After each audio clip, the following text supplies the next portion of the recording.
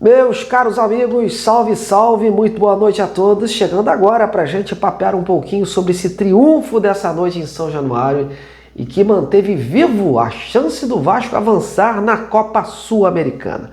A verdade, galera, é que o Vasco matou o jogo no primeiro tempo, né? O primeiro tempo do Vasco mostrou o que o time tinha que ter feito antes, lá atrás, diante de adversários mais fracos como o próprio Melgar e o Puerto Cabello. Se tivesse jogado dessa forma antes, ou seja, com imposição, controle de bola, intensidade e, acima de tudo, encarando o espírito do verdadeiro Vasco, um clube que sempre foi protagonista com o que disputou, poderia hoje estar classificado até de forma direta nesta competição, viu? Mas o que a gente viu contra os peruanos e os venezuelanos foi um time totalmente contrário a isso, né? Apático, moribundo em campo e aceitando a tal mediocridade. E hoje não, hoje foi diferente, né? A gente viu aí um primeiro tempo, pelo menos no primeiro tempo, né? Um futebol muito melhor. Óbvio que a gente tem que relevar aí a qualidade técnica do Melgar, mas deu para perceber alguns conceitos interessantes no time do Fernando Diniz.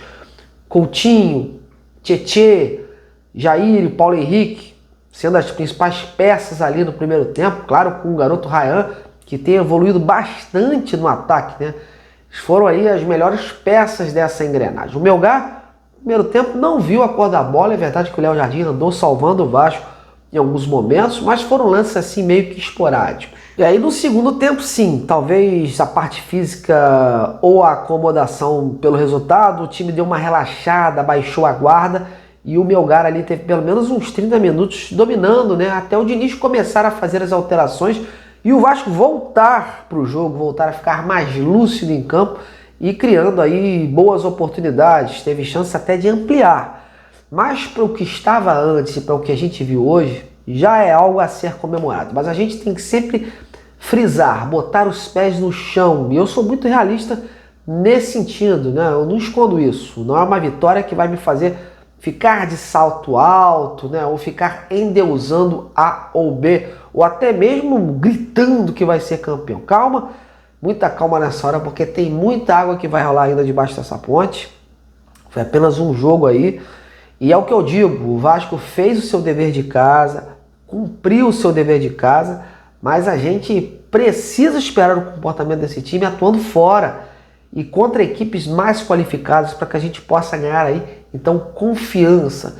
Se quiser sonhar mais alto mesmo, além dos reforços para o elenco nessa segunda janela, o Vasco vai precisar ser mais coletivo, mais constante e cada vez mais competitivo. Esses são, no meu modo de ver, os ingredientes fundamentais numa temporada pesada como essa que está ocorrendo, né? Onde o time disputa hoje 3 competições simultâneas. Eu sempre falei aqui, inclusive nas vitórias, né, que a gente também observa determinadas situações, determinados erros, e esses erros não podem ser mascarados. Hoje o time seguiu tendo alguns erros individuais, acabou dando muito espaço para o Melgar no segundo tempo, e por ter construído aquele resultado no primeiro tempo, pelos gols terem saído logo e pela qualidade do Melgar, o Vasco acabou se safando e não correu aí riscos, não correu apuros.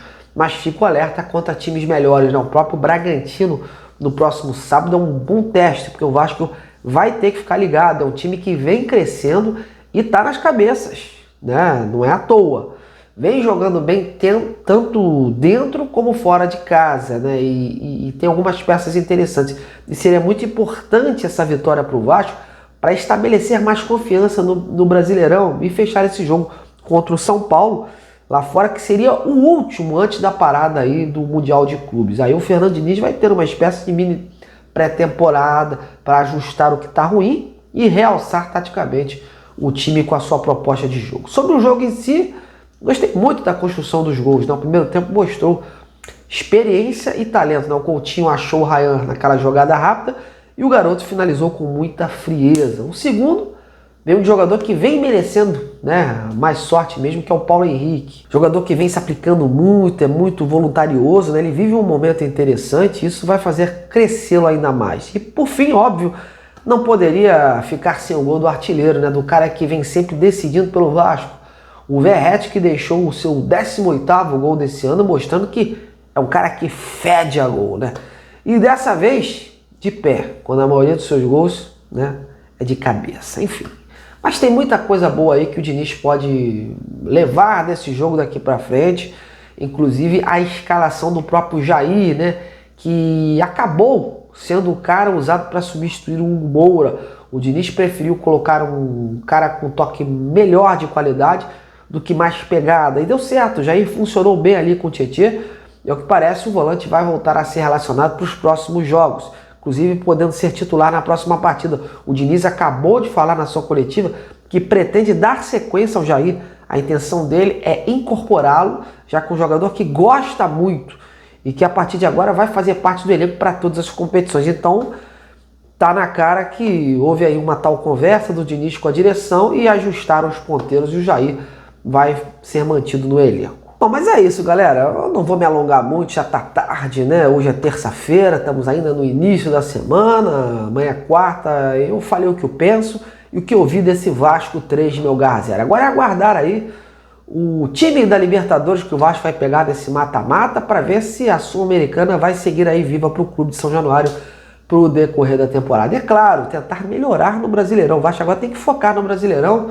O Vasco está precisando dar uma resposta no Brasileirão, uma guinada e uma resposta para deixar o seu torcedor com mais confiança.